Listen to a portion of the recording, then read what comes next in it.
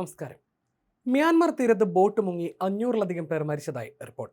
റോഹിംഗ്യൻ അഭയാർത്ഥികൾ സഞ്ചരിച്ച 2 ബോട്ടുകൾ മറിഞ്ഞാണ് അപകടമുണ്ടായത്. ജൂൺ അവസാനമുണ്ടായ അപകടത്തിന്റെ വിവരം ഇപ്പോഴാണ് പുറത്തറിയുന്നത്. ജൂൺ അവസാനത്തോടെ മ്യാൻമറിലെ രഖൈൻ പ്രവിശ്യയിൽ നിന്നും പുറപ്പെട്ട ബോട്ടുകളാണ് അപകടത്തിൽപ്പെട്ടത്. ബോട്ടിലുണ്ടായിരുന്ന ഭൂരിഭാഗം പേരും റോഹിംഗ്യൻ അഭയാർത്ഥികളാണെന്ന് അന്താരാഷ്ട്ര കുടിയേറ്റ സംഘടനയും UN അഭയാർത്ഥി ഏജൻസിയും സംയുക്ത പ്രസ്താവനയിൽ അറിയിച്ചു. യാത്ര തുടങ്ങിയ മണിക്കൂറുകൾക്കകം തന്നെ 250ഓളം ആളുകളുമായി പോയ ആദ്യ ബോട്ടുമായിട്ടുള്ള ബന്ധം നഷ്ടപ്പെട്ടിരുന്നു. തുടർന്ന് 280ഓളം യാത്രക്കാരുമായി നീങ്ങിയ രണ്ടാമത്തെ ബോട്ട് ജൂലൈ 8-ന് മ്യാൻമറിലെ അയേർവാടി തീരത്തിന് സമീപം മുങ്ങിയതായിട്ടാണ് ലഭ്യമാകുന്ന വിവരം. അപകടത്തെക്കുറിച്ചും മരണസംഖ്യയെക്കുറിച്ചും ഔദ്യോഗിക സ്ഥിരീകരണം വന്നിട്ടില്ലെങ്കിലും വലിയ ജീവഹാനി ഉണ്ടായിട്ടുണ്ടാകാമെന്നാണ് UN ഏജൻസികൾ വിലയിരുത്തുന്നത്. കാണാതായവർക്കായി തിരച്ചിൽ തുടരുകയാണ്.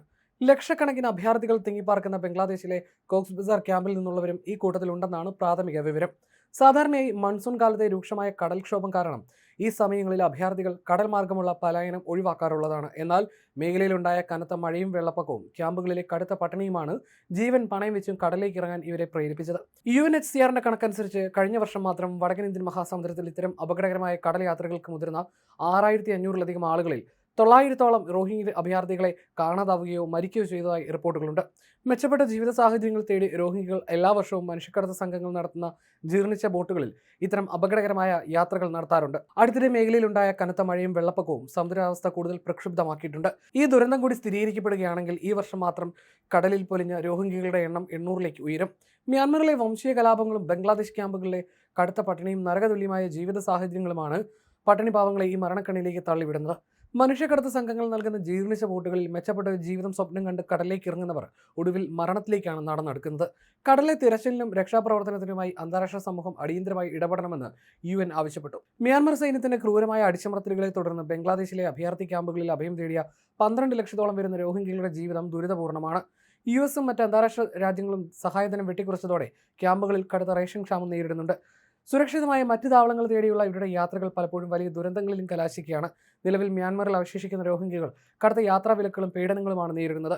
പലരും തടങ്കൽ പാളയങ്ങൾക്ക് സമാനമായ സാഹചര്യങ്ങളിലാണ് കഴിയുന്നത്. ഇതിനിടയിൽ മേഖലയുടെ നിയന്ത്രണത്തിനായി മ്യാൻമർ സൈന്യവും റഖൈനിലെ പ്രാദേശിക സായുധ സംഘവും തമ്മിൽ നടക്കുന്ന ആഭ്യന്തര യുദ്ധം ഇവരുടെ ജീവിതം കൂടുതൽ ദുസ്സഹമാക്കി. ആഭ്യന്തര കലഹം രൂക്ഷമായതോടെ തകർന്ന ബോട്ടുകളിൽ ഉൾപ്പെടെ ജീവൻ പണയം വെച്ച് കടൽ മാർഗം രക്ഷപ്പെടാൻ ശ്രമിക്കുന്ന റോഹിംഗ്യകളുടെ എണ്ണം ക്രമാതീതമായി വർദ്ധിച്ചിട്ടുണ്ട്. ഈ ജീവൻ മരണ പോരാട്ടത്തിനിടയിൽ പിഞ്ചു കുഞ്ഞുങ്ങളും ഗർഭിണികളും ഉൾപ്പെടെ ആയിരക്കണക്കിന് നിരപരാധികളാണ് ആഴക്കടലിൽ ഒടുങ്ങുന്നത്. പലപ്പോഴും അപകടത്തിൽപ്പെടുന്ന ബോട്ടുകളെ രക്ഷിക്കാൻ പ്രാദേശിക തീരസംരക്ഷണ സേനകൾ തയ്യാറാകാത്തതും ദുരന്തത്തിന്റെ ആഴം കൂട്ടുന്നു. ഇത്തരത്തിലുള്ള അഭയാർത്ഥികളുടെ ചരിത്രത്തിലെ ഏറ്റവും ഭയാനകമായ വർഷങ്ങളിലൊന്നായിരുന്നു കടന്നുപോയത്. ആഗോളതലത്തിൽ തന്നെ ഏറ്റവും അപകടം പിടിച്ച സമുദ്രപാതകളിലൊന്നായി ബംഗാൾ ഉൾക്കടലും ആൻഡമാൻ കടലും മാറിയെന്ന് UN അഭയാർത്ഥി ഏജൻസി വ്യക്തമാക്കുന്നു. ലോകത്തിലെ മറ്റ് പ്രധാന കുടിയേറ്റ സാഹചര്യങ്ങളുമായി താരതമ്യം ചെയ്യുമ്പോൾ ഏറ്റവും ഉയർന്ന മരണനിരക്കാണ് റോഹിംഗ്യകളുടെ കാര്യത്തിൽ രേഖപ്പെടുത്തിയിട്ടുള്ളത്. ഒന്നിനു പുറകെ ഒന്നായി ഉണ്ടാകുന്ന ബോട്ട് ദുരന്തങ്ങൾ റോഹിംഗ്യൻ ജനത നേരിടുന്ന പ്രതിസന്ധിയുടെ ആഴം വ്യക്തമാക്കുന്നതാണെന്ന് IOM-ഉം UNHCR-ഉം പ്രസ്താവനയിൽ പറഞ്ഞു. ഈ സമുദ്രപാതയിൽ ഇനിയും മനുഷ്യജീവനുകൾ പൊലിയാതിരിക്കാൻ അന്താരാഷ്ട്ര സമൂഹം അടിയന്തരമായി ഇടപെടണമെന്നും ശക്തമായ തിരച്ചിലും രക്ഷാപ്രവർത്തനവും ഉറപ്പാക്കുന്നതിനൊപ്പം മനുഷ്യക്കടത്ത് സംഘങ്ങൾക്കെതിരെ കർശന നടപടി സ്വീകരിക്കണമെന്നും UN ഏജൻസികൾ ആവശ്യപ്പെട്ടു.